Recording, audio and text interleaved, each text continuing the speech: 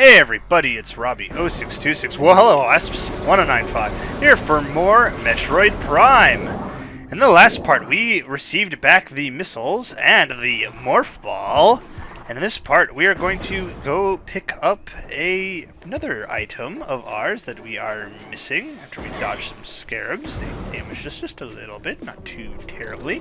Now they have the morph ball back. If you recall, at the end of this particular tunnel, there is a... Did I get turned around? No, I did not. Okay, I'm going the right way. At the end of this particular tunnel here, where we picked up the missiles originally, in Transport Access North, there was a 1 meter wide tunnel. Ouch. That we're going to want to traverse. Not for progression right now, but there is quite a good item that we can pick up. Good to have for our future endeavors. And since we're right here anyway, didn't take us too long to get back into this particular area. Anytime you're low on health, go ahead and break some boxes and you can get some health pickups. Same with missiles, if you're low on missiles. So now that we've got our morph ball back, we can go ahead and head through these tunnels. Morph ball tunnels are so cool. Brings you into these 2D sections here. It's got this sort of ball puzzle that we're going on with the little elevators. In the future, when we get our morph ball bombs back, we'll get some jumping going on with those as well. But for now, it's just some simple rolling along. And look, now we're in another particular area here. This will give us access to Magmore Caverns North. We're not going to go there quite yet. And over this way, there's a spider ball track. We cannot do anything with that currently, so just a bunch of war wasps. Just want to get the hightail out of that for now. So yeah, we're not going to go to Magmore Caverns yet because there is nothing for us there at the moment. Could be lying.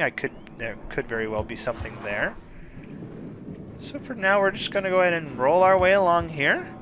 Not only do you have morph ball puzzles in morph ball paths in 2D, but you also get ones in 3D that lead to these 2D tunnels. And why might I be doing this, you ask? Well, we will soon come to light of why we are doing this. Not quite yet, though. We have a missile expansion here that we cannot get yet because there are we need morph ball bombs, but we do have a piece of lore that we can pick up, we can learn. The future is a vague thing, ever-changing and always in doubt. Even if we Chozo could gain the ability to foresee the future, it would be a hollow gift, for we could never hope to control what has yet to occur.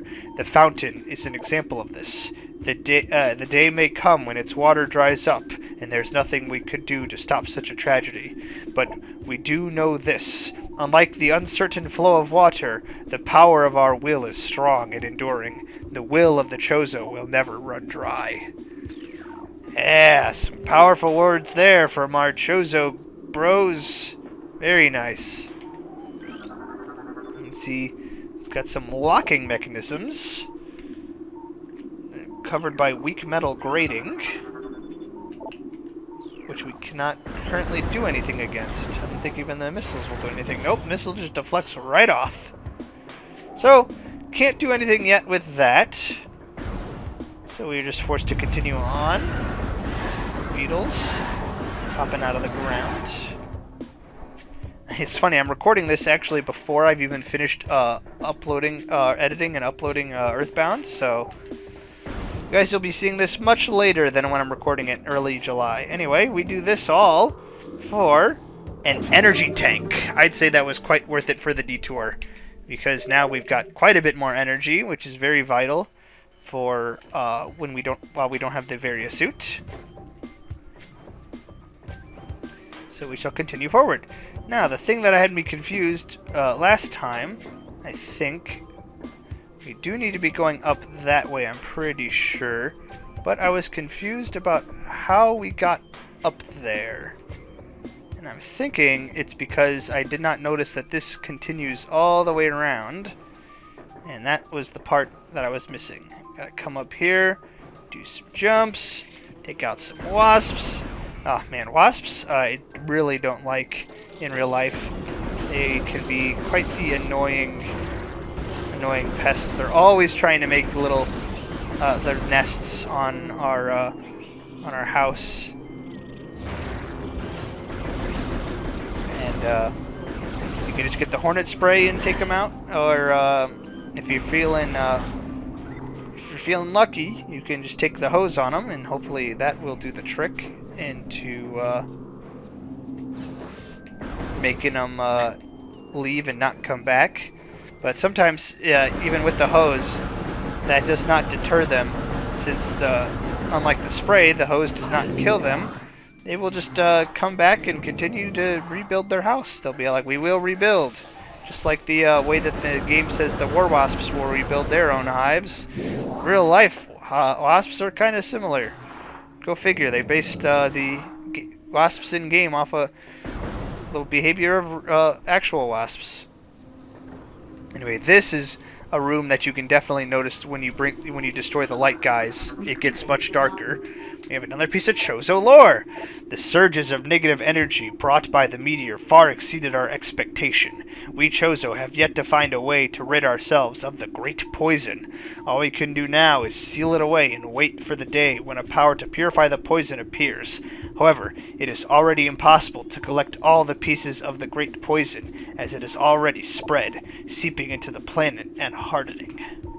So yeah, they are having a bit of a problem with some poison. Toxic levels are high in this here water. Definitely don't want to, extremely hazardous. Don't contact that water. Chozo are in a bit of a pickle, it seems. They found this lovely planet, and they're hanging out, and all of a sudden this meteor comes around and introduces this poison, and they're like, oh, well, what the heck do we do now? Ouch. We're not expecting this. I mean, this door here, this will be a very short visit because, as we will see once I get past these blast caps, I feel like their toxin lasted longer in the GameCube version. Spread out. As you see, intense heat readings behind this door. You can see our visor is all fogged up. If you step in there, you will start taking damage. It's one of those hot rooms. Various suit protects against heat. Now that we do not have the various suit, we are not protected against heat, and we cannot stand being in that room. The time of prophecy draws ever closer. It is said that when plants wilt and the creatures change, and all life fades, the newborn will descend from the sky. The newborn? Might that be Samus? When decay flows, the hatchling will walk a poisoned path to the source. Fascinating. And what do we got here? Terrain analysis complete. Toxin levels near 90% in local water supply. Gross. These guys are really in a pickle with their local water and everything. The toxin. Is this the great poison they are referring to? I guess only time will tell. It certainly seems quite poisonous, the way that the water has been all toxified.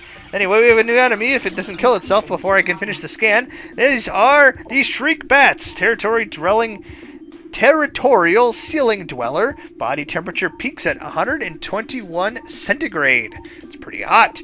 Shriek Bats have high internal temperature, making them easy to spot with thermal imaging. They roost on cave ceilings while hunting for small prey. Fiercely territorial, they dive bomb anything that wanders near. Case in point, they just dive bombed there. I got out of the way, so they're all dead.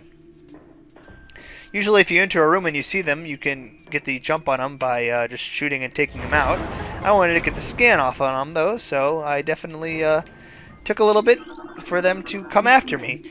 Another new creature. This is the Reaper Vine, powerful rock-dwelling tentacle. A single eye upon the Reaper Vine keeps a constant vigil, but its vision is limited to 10 meters. A scythe-like appendage on its tip is honed to lethal sharpness. The Reaper Vine will swing this blade wildly at anything that enters its zone of perception. Anyway, you just go ahead and give it a couple quick taps, and it'll retreat back into the wall. Now it suggests the presence of a runic symbol here. Runic symbols, eh? Very interesting. Now the thing with the Reaper Vine, though, is that they do not stay in the wall for too long. after you shoot them, they come back out. So, like a case in point there, as I was jumping to the next one, that guy came back. You see, that way he's already back. And he punched me off, and I fell in the water, and it started hurting. So, yeah, be wary of that. Anyway, if you... I should be able to scan that, but I guess not that one. Overwhelming toxin levels have rotted all the leaves. So, yeah, this tree is in a bit of a pickle. Not a good way to go. Not a good way to go at all. Anyway, we've got these runes here. It's one of the runic symbols. Runic symbol has been activated. 4 runic symbols in this room must be activated.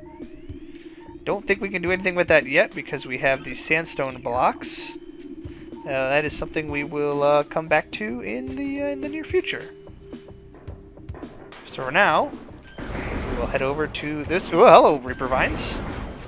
My health is getting a little bit low. Hello, Samus's face. I think it's one of the coolest parts, the ambience in this game. The way that your visor mists up. The start of the game, too, the way that the camera just swoops around and then lands in the back of Samus's head, indicating, getting you right into the game. It's super awesome. Some blast caps go in there, some more shriek bats. Path of corruption leads ever higher. That is an interesting statement there. A little bit profound, perhaps. I believe this way is the save station. Yes, it is. Do this to get some of that health that we're missing back. There we go. Energy fully replenished. Yeah, July started off actually relatively cool. July 1st, I think the high was only like 81 and the humidity was pretty low, which is kind of rare for St. Louis. Usually by the time July hits, we're definitely well into the 90s and the humidity is very high. But July 1st gave us a little bit of a break. Now I think by the time July 4th rolls around, we'll definitely be back in that heat that we know and maybe love, maybe not love. But yeah, that is to be expected in the summertime around the St. Louis area. You hear that whirring? Go ahead and blast open, and we got another missile expansion. Very nice. Should be wary of that toxic water. Dip our toe in for a second. Ouch, hot water. Right, the great poison comes from Talon's core. So the poison that we're experiencing, that which fouls the water seeks the sun. A little bit cryptic messaging going on there. I wonder what the heck all that means. More shriek bats! Yes, I know the door can't be opened with that weapon. I'm trying to get the shriek bats. I don't care about you guys. Anyway, this is a big U-shaped room. Yeah, we'll have some of those Reaper Vines that we have to be on the lookout for. Also, be on the lookout for these guys, the runic symbols. Much like we experienced in that tree room, this room also has some runic symbols. Runic symbols are always going to be independent, like specific to a particular room. They're not going to be like spread across 2 different rooms. So the 4 that are going to be for this particular room lock are going to be only going to be in this particular room. I'll get a little bit closer here, that way you can see what this our goal is. You can see this here is the door. That is the runic symbols. Large metal gate blocks an entrance to the area. Beyond, 4 runic symbols adorn its surface. Matching symbols within this room must be scanned to gain access here. Yes, as you can see, we already scanned one of those particular symbols. Another one rests right next to it. So we got that taken care of. Made a nice little jingle after we scanned it. I think there's a platform down below. I can't really tell. I'll go ahead and do a little bit of a retreat back. That way I can confirm or deny. Alright, there is a platform down there, but I can just go ahead and scan the runic symbol from here. And we've got 3 of 4. The last one is going to be hiding somewhere. We'll need to figure out where that particular symbol is. When in doubt, go ahead and switch over to your scan visor. Trace sediments indicate water once flowed here. Interesting.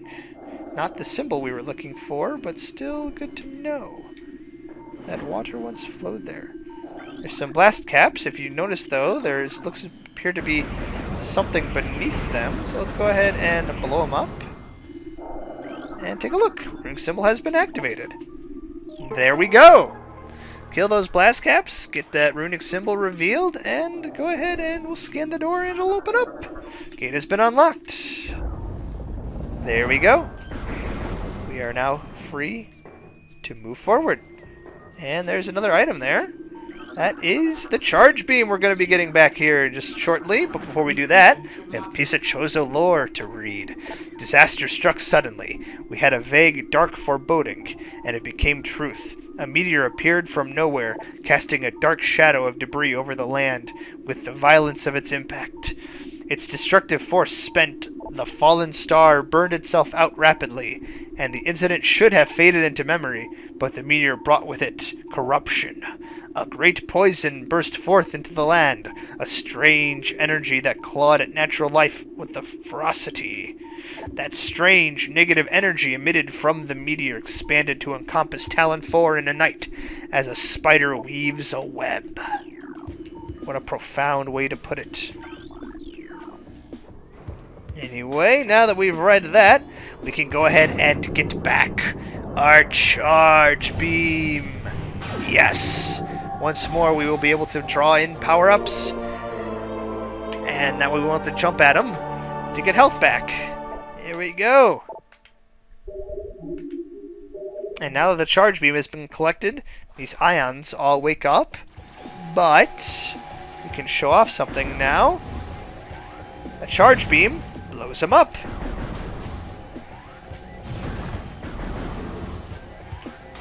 So now, instead of just stunning them, we can actually take them out proper, and they will not come back. At least until we go 2 rooms away. Then they will come back. Let's see, another 1 meter wide obstruction blocks this particular hole. I don't see, missiles did not do the trick on it, so can't do anything there at the moment. But now that we got the charge beam back, we can go ahead and continue our exploring around. Let's see here. Jump back down here. Get a little bit of a warning. I think that's because of the toxic water. Be wary of the toxic water and the blast caps. Don't want to get exploded by the blast caps. Some health back and jump away quickly before the vine comes back. Do we not want to get vined in the butt? Would not be fun. No siree. Don't want to get a vine up the butt. Vine up the butt. Ouch. A little bit of sizzle there. A little bit of sizzle of water. Water. I recently took a trip to Hawaii, and the water, the salt water, was definitely interesting feeling. I didn't ever think that salt water could have quite such a different feel than fresh water, but that water certainly did have an interesting feel. It's kind of cool to stand on the beach of Waikiki and just kind of ebb and flow as the tide came in. I went to the beach 2 different times to stand in the water. The first time the waves were quite high, the surf was coming in, and you couldn't stand very far out without the water really coming up on you. But then the second time we went back, the water was much calmer, and you could actually go and stand in like chest high, and it would never get above chest high. It was very, very cool. First time actually going and standing in the ocean water. Very fun experience. Definitely recommend anyone who is into traveling go ahead and hit up Hawaii at some point. Some of the stuff there sure might be a little bit tourist trappy, but there is tourists go there for a reason. Pearl Harbor was one of the last things we did before we left. It was a very powerful, profound place to visit. Definitely spoke to me about the attack that took place there and the lives that were lost. It was quite moving. Highly recommend it. Anyone who is into learning about history. Ouch, hey bats, how you doing? Let's see, what else did we do? Took the Circle Island tour. Got some I got to try Spam Misubi, I think it's what it's called. I don't remember the name of it. The Spam. Oh, ouch! I didn't quite make the jump there. It's basically just it's instead of being like fish sushi, it's actually Spam and rice and the seaweed around it. And I'm not a big fish person to begin with, so having the Spam in place of any sort of fish product was kind of welcome, and I pretty enjoyed it. The one that I had actually had bacon and egg on it, so that was quite good. Had it as a sure you could take it as a breakfast, but I actually had it more so like a late lunch, kind of like an afternoon snack. Can't get up there currently, but there's definitely the hum of a power-up, so to keep that in mind for the future. Let's go ahead and head on in here. Some more shriek bats to deal with. Took an island cruise, went around the various islands. I would say that the island of Kauai, the Garden Island, is probably my favorite of the islands that we visited. Because we went on a little bit. I went on a little bit of a, like, I think a 5-mile hike on a trail around the island, and that was quite beautiful, if I do say so myself.